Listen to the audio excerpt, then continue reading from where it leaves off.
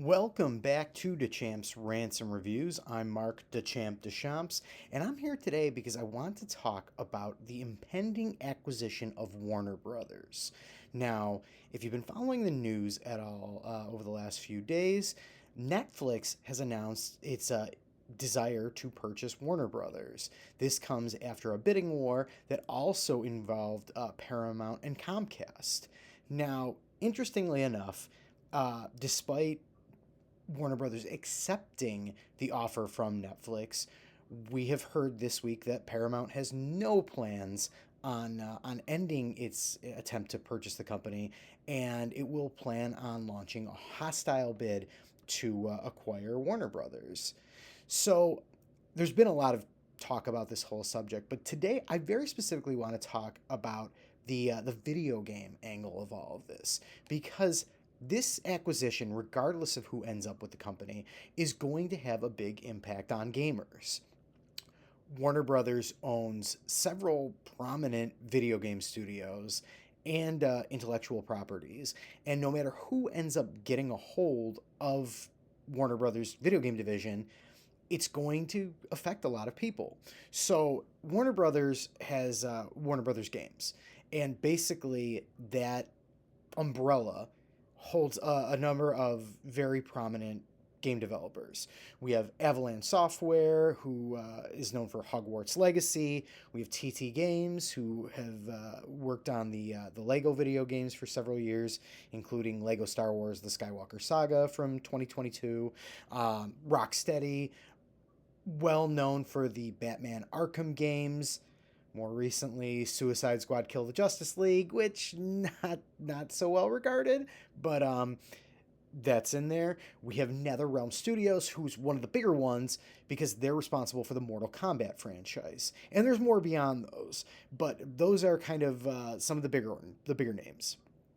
Now, interestingly enough, Netflix has already kind of commented on the fact that it will be getting some of these really big, gaming developers if its acquisition goes through.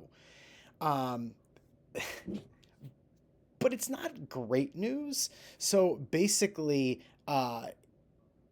they said that the company has stated that this had nothing to do with any of their acquisition.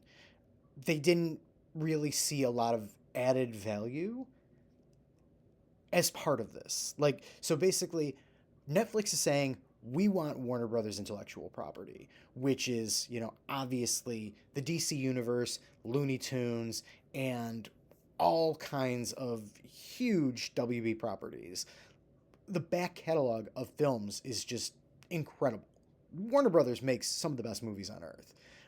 This year alone, Warner Brothers was responsible for some of the greatest movies that were released in theaters. So it's understandable why Netflix would be way more interested in having that catalog to put on its streaming service as opposed to game developers. Regardless, if Netflix ends up owning, Warner Brothers, it's going to get these studios. And that does lead to some concerns. Now, it should be noted that WB Games isn't exactly, they haven't exactly done a good job um, of managing themselves over the last few years. Hogwarts Legacy was a massive, massive success financially.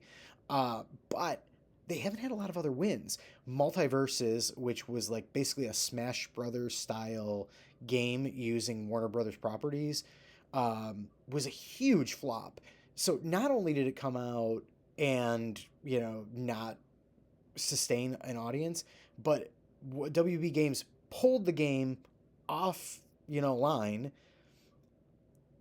had it gone for about 11 months, brought it back with the intention of, tweaking things and finding a new audience. They had a Happy Meal promotion. They had a crossover with the NHL. They did kind of pull out the stops to make people aware that the game was back. However, it flopped the second time, and Multiverses is now gone completely. So Multiverses was a big flop, as I mentioned earlier. Suicide Squad: Kill the Justice League was a major, major catastrophe. and honestly kind of a squandering of the talent of Rocksteady, which is a shame because, people love the Arkham games. The Batman Arkham trilogy, Asylum City and Arkham Knight are so well regarded. And, everybody really would have preferred a fourth, Batman Arkham game to kill the Justice League. So WB Games has been in free fall for a while now, but Netflix doesn't have a great reputation when it comes to games generally. So Netflix jumped into the whole video game industry a few years ago.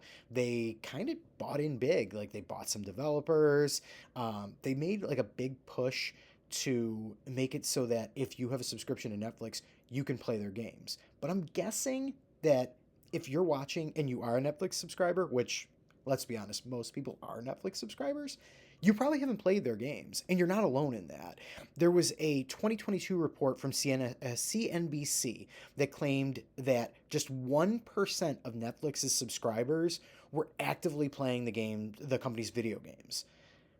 That's a real drop in the bucket when you consider how many subscribers Netflix has. Now, that's a 3-year-old report, but it doesn't matter. It's not good, right? Netflix has kind of failed at this video game thing despite throwing tons of money at it, and it hasn't worked out. Now, things are going to change theoretically if Netflix ends up with these major developers. To this point, the development teams that Netflix had acquired were smaller. Like, not that they weren't quality developers, but they were smaller. And on top of that, Netflix was also trying to, raise some development teams from the ground up, which is a difficult task. The thing about video game development is it takes a very long time. So when people want to jump into, starting up a studio or getting involved in, the video game industry, when they're not already part of the video game industry, they get spooked really quickly. We saw this with Google with the Stadia. Google thought that they could jump right into the video game industry and dominate. And what ended up happening was Stadia was a massive flop. And the thing is, Stadia didn't have any exclusive games. Google was developing, some exclusives for the platform, but they failed to materialize. And as a result, there was no reason for people to invest in the platform. Heck, we're seeing it with Xbox right now, where Xbox is internally developing games, but because they're being released on other platforms, there's not a lot of incentive for people to buy an Xbox. So we're getting kind of away from the point here, but the reality is Netflix sank a lot of money into video games. It didn't quite work out, and it's going to be interesting to see how they handle all this. Now, on the flip side, we have Paramount who's getting involved in all this. Now, full disclosure, I want to put this out there. I am a former Paramount employee. As a writer for comic book, that website was originally, as a former writer for comic book, that website was originally owned by Paramount, or at least they were originally owned when I became an employee there. I don't have any stake in any of this, but I do think it's worth at least letting the audience know this. So, Paramount wants Warner Brothers. That's out there. Interestingly enough, we're seeing people in the video game industry weigh in on all of this and their personal preferences, which I find really interesting. And it hasn't gotten a whole lot of, publicity. So on LinkedIn, two prominent, game developers talked about this.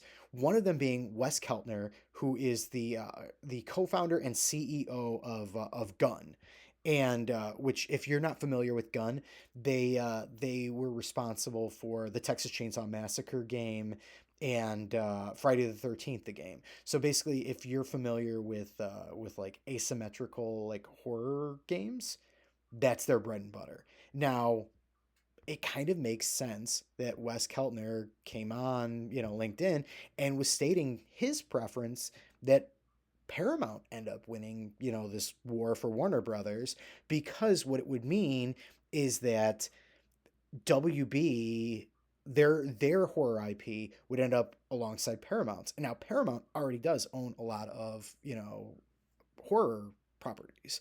So basically What Keltner was saying was this would put the Texas Chainsaw Massacre, well, many of the films, Scream, Nightmare on Elm Street, Friday the 13th, The Conjuring universe, The Exorcist, and Creepshow all under one umbrella. And his exact quote was, "I've been thinking, I've been thinking all day about this. Is it good or bad? I think it's better if Netflix got them." Or it's better than, I'm sorry, if Netflix got them. So his contention is that having all of those properties under Paramount would end up working out better for developers like him, because you'd have one place to go to, with all these properties. And in Keltner's defense, Paramount has been better at licensing out, franchises. We haven't seen Netflix do that sort of thing when it comes to gaming. Um, Actually, if anything, it's kind of worked the opposite way. So before Netflix went all in on that failed, video game thing, which is still out there, it's failing, I guess is the more correct term. There was a Stranger Things 3 video game that was out on multiple platforms. But when Netflix decided they wanted people playing Netflix games like in their ecosystem, they pulled that Stranger Things game off of, other platforms. And now the only way to play it is on Netflix, is through Netflix. So it does kind of stand to reason why Wes Keltner would kind of say this. Paramount's been better. Paramount has licensed out some of their horror properties to other studios and has been making horror games. Like they've allowed other people to make games with their properties. Now, Josh Fairhurst, who is the president at Limited Run Games, he chimed in to respond to Keltner's post, saying, "It's selfish, but I look at these consolidations from the perspective of who has the easier licensing teams to work with. And I generally root for that party. In this case, I would personally prefer to see WB end up under the Paramount umbrella. Paramount has done deals with me for smaller IP at deal sizes most media conglomerates would ignore. I think this would ultimately help increase access to the more obscure properties in the WB fold that just haven't been worth their time to touch. Most of the Midway game IP and stuff like Primal Rage, for instance." So, this is all really interesting food for thought. Basically, these game developers, they're coming at it from a selfish perspective. They're coming at it from a business standpoint, right? They're saying that for what they do, it makes more sense for Paramount to have, the WB properties than it does for Netflix. And I just thought that was really fascinating. I wanted to kind of shine a light on that. It doesn't get into the whole political spectrum of what this deal means. There's so much. There's so much kind of hinging on who ends up with Warner Brothers, because we have things to think about with what happens to the theatrical model. Warner Brothers had several huge box office success stories this year, and Netflix is kind of anti theaters. Their whole thing is being the streaming giant, right? It's not going to go away completely. We do have Netflix movies that come to theaters. The third Knives Out movie just recently came out, and it was in theaters before hitting streaming, albeit in a much, much limited capacity compared to what we normally see for, for theatrical films. Nothing compared to what we saw in terms of compared to like Sinners or Weapons or Superman, all of which were, movies released in 2025 by WB. So there's that. There's also the political aspect. There's also the idea of, if Paramount does end up owning Warner Brothers, it's going to lead to reduced films coming out per year, because Paramount isn't going to put out movies to compete with their own movies. Like, they're not going to allow WB to put out a Weapons 2 or a Superman 2 in the same month as, the next Top Gun or the next SpongeBob movie or whatever, because it's going to eat into their own profits. So there is so much to consider here. But I thought it was really worth highlighting the video game aspect and what some developers are saying. Now, that doesn't mean that everybody is going to chime in and feel the same way, but it's interesting. And Fairhurst is correct. Like, if you follow limited run games at all, they have offered a number of interesting packages based on Paramount properties. Very specifically, like older Nickelodeon games have been able to get a re release because Paramount has been willing to play ball with limited run games, a smaller company. And Fairhurst hasn't always found that. He's talked about how they've approached, other studios asking to license older games and been scoffed at. Most notably, they went to Dr. Pepper and wanted to do a game based on. They wanted to re-release the Cool Spot video games that were based on the old 7 Up mascot, which Dr. Pepper owns. And Dr. Pepper basically said this isn't worth our time. So, very interesting. There's a lot going on with this whole deal, and there's going to be a lot of things that, because of how big this is and how many spinouts there are, some things are going to get underreported. And I just wanted to highlight that. So, I want to hear what you have to say about this whole deal. I want to know what you think. How do you feel about mergers? How do you feel about Warner Brothers? It's going to somebody. We just don't know who. In all likelihood, it's going to stick with Netflix, and that might end up being for the best, but not necessarily for the gaming industry. So, what I want you to do is let me know how you feel in the comments, or hit me up on social media at Mark DeChamp on Blue Sky. Let me know what you think. Let me know how you think this is all going to shake out.